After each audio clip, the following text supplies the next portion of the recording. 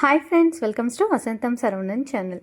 இன்றைக்கி நம்ம சேனலில் வாயில் வச்சதும் சட்டுன்னு கரையக்கூடிய கீ மைசூர் பாக் ரெசிபி நம்ம வீட்டிலையே எப்படி செய்யுதுன்னு தான் பார்க்க போகிறோம். கிட்டத்தட்ட கடைகளில் கிடைக்கக்கூடிய அதே ஃப்ளேவரில் அதை விடவும் ரொம்பவே ஹெல்தி அண்ட் டேஸ்டியாக கிருஷ்ணா ஸ்வீட் மைசூர் பாக் சாப்பிட்ருப்பீங்க. ஸோ அதே மாதிரி இந்த மைசூர் பாக்கில் அந்த சென்டரில் பார்த்திங்கன்னா நல்ல ப்ரௌன் கலரில் இருக்கும்.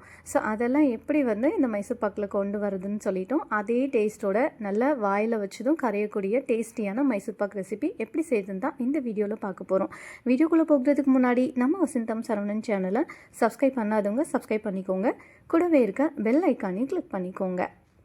இப்போ ஃபஸ்ட்டு 1 டம்ளர் அளவுக்கு கடலை மாவு எடுத்துக்கிறேன். இப்போ இந்த கடலை மாவோட அளவு பார்த்திங்கன்னா 100 கிராம் அளவுக்கு இருக்கும் மெஷர்மெண்ட்டில். நம்ம ஃபஸ்ட்டு இந்த கடலை மாவை எந்த கப்பில் எடுத்துக்கிறோமோ அதே கப்பால் அடுத்தடுத்த பொருட்கள் எல்லாத்தையும் அளந்து எடுத்துக்கணும். இப்போ 1 டம்ளர் அளவுக்கு கடலை மாவு எடுத்தாச்சு. ஸ்டவ் ஆன் பண்ணிவிட்டு ஒரு வானலியை ஹீட் பண்ணி வச்சுருக்கேன். இப்போ இந்த வானலியில் நம்ம இந்த கடலை மாவை சேர்த்துடலாம். சேர்த்துட்டு இதை நல்லா நம்ம வறுத்து எடுத்துக்கலாம். இது ரொம்ப நேரம் வறுபடணும்னு அவசியம் கிடையாது. நல்லா இந்த மாதிரி வறுத்துட்டே இருக்கும்போது ஸ்டவ்வை சிம்மில் வச்சுக்கோங்க. இந்த மாதிரி வறுத்துட்டே இருக்கும்போதே நமக்கு நல்லா கம்மன்னு கிட்டத்தட்ட மைசூர் பாக்கோட அதே ஸ்மெல் வர ஆரம்பிக்கும். ஸோ அந்த ஸ்டேஜில் நம்ம ஸ்டவ்வை ஆஃப் பண்ணிடலாம். டைமிங் ஒரு 5 நிமிஷம் நம்ம இதை வறுத்தாலே போதுமானதாக இருக்கும். கண்டிப்பாக ஸ்டவ்வை ஸ்லோ ஃப்ளேமில் தான் வச்சுருக்கணும். மீடியம் ஃப்ளேமில் ஹை ஃப்ளேம்லலாம் வச்சிங்கன்னா கரிஞ்சு போயிடும். இது எதுக்காகனா அப்போ தான் இந்த கடலை மாவோட அந்த பச்சை வாசனைலாம் போயிட்டு நமக்கு மைசூர் பாக் செய்யும்போது நல்ல சூப்பரான டேஸ்டியான ஃப்ளேவரான ஒரு மைசூர் பாக் நமக்கு கிடைக்கும். வெறுமனே நம்ம இந்த கடலை மாவை நம்ம அப்படியே கூட செய்யலாம். ஆனால் அதோட ஃப்ளேவர் பார்த்திங்கன்னா இந்த கடலை மாவோட ஸ்மெல் ரொம்ப டாமினேட்டிங்காக இருக்கும். இப்போ 1 டம்ளர் அளவுக்கு நம்ம கடலை மாவு எடுத்துக்கிட்டோம் இல்லையா, அதுக்கு கூடவே ஒரு 1/4 டம்ளர் அளவுக்கு பால் பவுடர் சேர்த்துக்கிறேன்.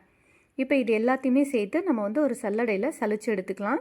இது எதுக்காகனா கட்டிகள் இல்லாமல் இருக்கணும். அப்போ தான் நமக்கு இந்த நெய்யோடு சேர்த்து கரைச்சி மைசூர் பாக் செய்யும்போது கட்டி கட்டியாக இல்லாமல் நல்லா சாஃப்டான மைசூர் பாக் கிடைக்கும். இப்போ இதெல்லாம் சலிச்சு வச்சாச்சு. அடுத்ததான் இப்போ தேவையான அளவுக்கு நெய் எடுத்துக்கலாம். இப்போ அதே டம்ளரில் 1.5 டம்ளர் அளவுக்கு நம்ம நெய் எடுத்துக்க போகிறோம். இந்த நெய்யை ஒரு வானலியில் சேர்த்துட்டு இதை மெல்ட் பண்ணி எடுத்துக்கலாம். வீடியோவில் காமிக்கும் போது நான் 2 கப் அளவுக்கு நெய் எடுத்துருந்துருப்பேன். பட் இந்த மைசூர் பாக் செய்கிறதுக்கு மேக்ஸிமம் நமக்கு 1.5 கப் அளவுக்கு நெய் போதுமானதாக இருக்கும். நம்ம இதுக்கு மேலே நம்ம எடுத்துக்கிட்டோம் அப்படின்னா கையால் எடுத்து சாப்பிட்ற மாதிரி இருக்காது. இந்த மைசூர் பாக்கு அப்படியே உடஞ்சி போகிற மாதிரியே இருக்கும்.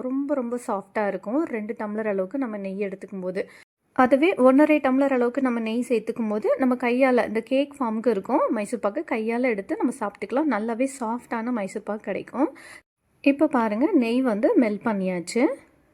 இப்போ இதிலேருந்து கொஞ்சமாக நெய் எடுத்து நம்ம சலிச்சு வச்சுருக்கோம் இல்லையா பால் பவுட்ரு, அது கூடவே கடலை மாவு, இப்போ அது கூட சேர்த்து நல்லா கட்டிகள் இல்லாமல் நல்லா கரைச்சி எடுத்துக்கணும்.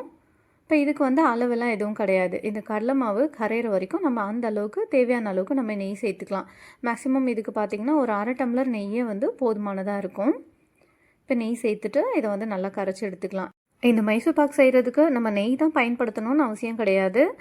ரீஃபைண்ட் ஆயில் கூட நம்ம தாராளமாக பயன்படுத்திக்கலாம். வாசனை இல்லாத ஏதாவது ஒரு எண்ணெய் நம்ம தாராளமாக பயன்படுத்திக்கலாம். நல்லெண்ணெய், கடலெண்ணெய் இது ரெண்டுத்தையும் நம்ம அவாய்ட் பண்ணிடலாம்.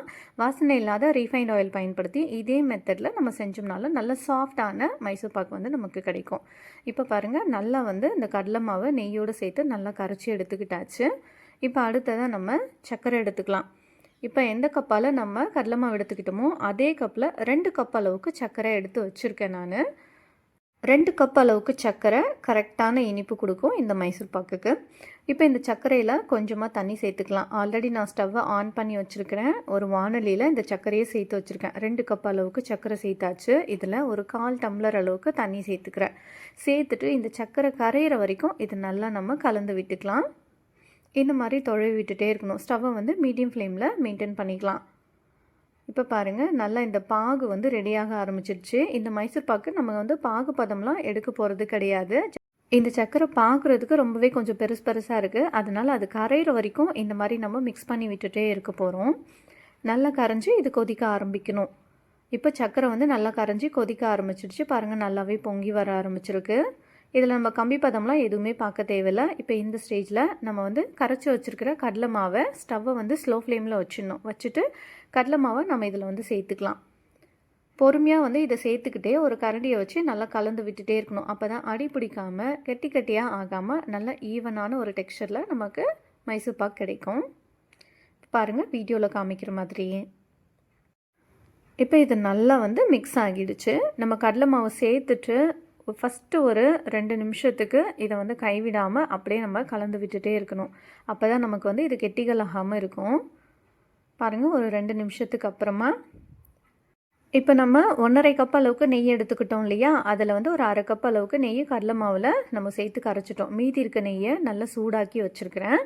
சூடான அந்த நெய்யை நம்ம இப்போ இதில் ஒவ்வொரு கரண்டியாக சேர்த்துக்க போகிறோம். ஒவ்வொரு கரண்டியாக சேர்த்து அது நல்லா இந்த கடலை மாவு வந்து நல்லா அப்சார்ப் பண்ணிக்கணும்.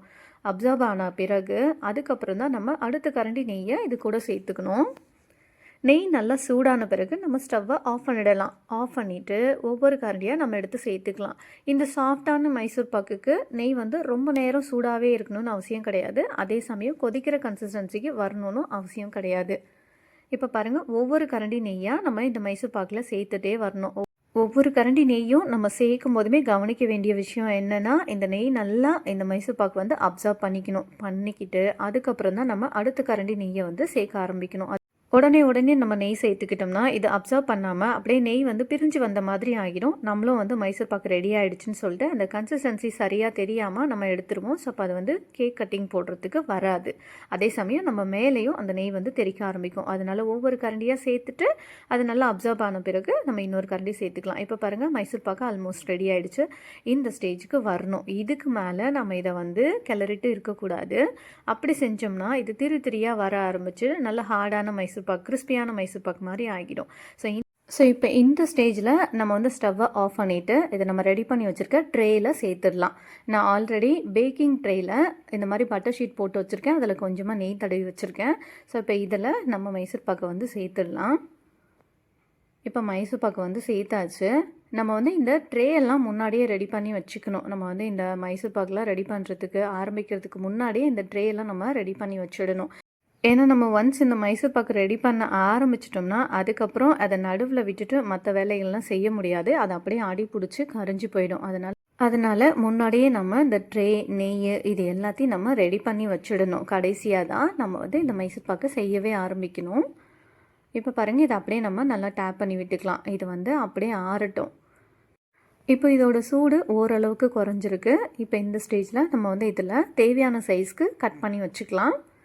இந்த மைசூர் பாக்கை நம்ம இது நல்லா கம்ப்ளீட்டாக ஆறிட்ட பிறகு கூட நம்ம வந்து இந்த மாதிரி குட்டி குட்டி பீசஸாக வந்து கட் பண்ணி எடுத்துக்கலாம். ஸோ வந்து நான் வந்து கொஞ்சம் சூடு இருக்கும்போதே இதை வந்து கட் பண்ணி எடுத்துக்கிறேன்.